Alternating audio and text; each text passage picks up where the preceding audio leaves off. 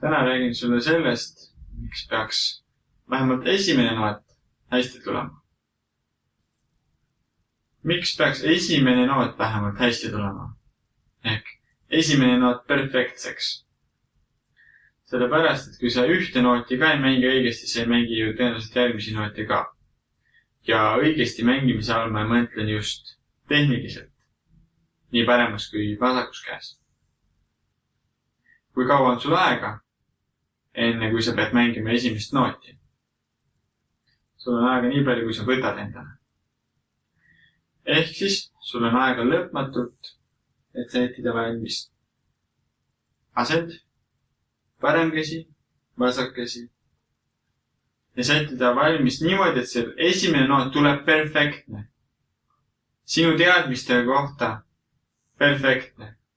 Sa oskad sättida sõrmi oma keeltele, oskad panna pöialt oma keelele. Sa tead, mida on õpetaja rääkinud asendi kohta.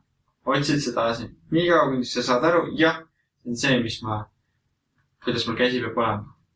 Siis sa otsid järgmisse ehk vasaku käe. Sätid ta valmis. Olenevalt loos siis. Paned õige sõrme valmis.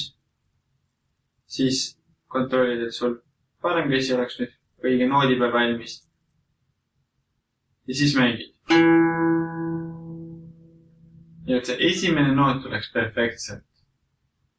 Siis kui sul on see harjumus sees sättida kõik perfektseks valmis, siis sul ajus tekivad need head ühendused, mis mängivad nii-öelda perfektselt.